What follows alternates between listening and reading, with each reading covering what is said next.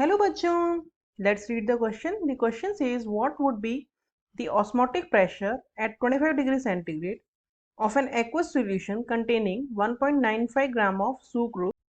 Formula of sucrose is C12H22O11 present in 150 ml of solution. Option 1 0.81 atm, option 2 0.93 atm, option 3 0.65 atm and option 4 0.76 atm. First of all, let us check the key concept of the question. The key concept of this question is that formula for osmotic pressure is equal to CRT.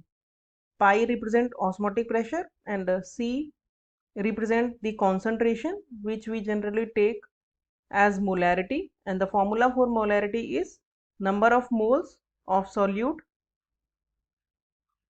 divided by volume of solution in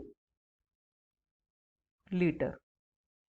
और R represent करता है gas constant को और T is the temperature. तो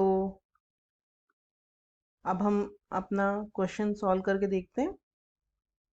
तो यहाँ पे जैसे कि मैंने बताया C is the concentration in the form of molarity. तो मोलैरिटी कैलकुलेट करने के लिए हम सबसे पहले मोल्स हमें रिक्वायर्ड है, moles of the solute divided by volume in litres. Solution का वॉल्यूम चाहिए होता है. तो मोल्स कैसे कैलकुलेट करेंगे? सबसे पहले सुक्रोज की मोल कैलकुलेट करेंगे. मोल्स होते हैं mass given divided by molar mass.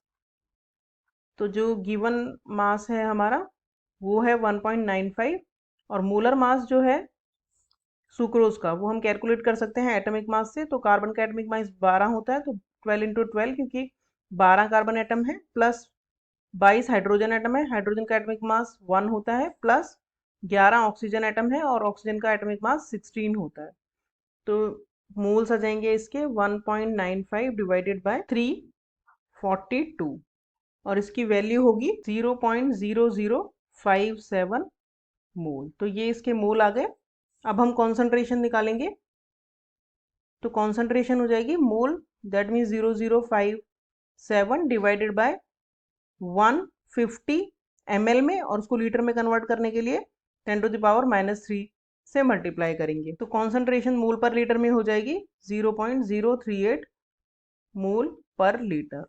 अब osmotic pressure pi is equal to C, that means 0.038 mole per litre into are. Are हमें क्योंकि एटीएम में दिया है आंसर, तो हम आर की वैल्यू एटीएम वाली रखेंगे, that is 0.0821 into temperature. Temperature is given 25 degree. तो 25 डिग्री को हमें केल्विन में कन्वर्ट करने के लिए प्लस 273 करना होगा, दैट मीन्स 298. तो अब इसको हम मल्टीप्लाई करके देखते हैं. तो ये मल्टीप्लाई करने पे आएगा 0.93 atm.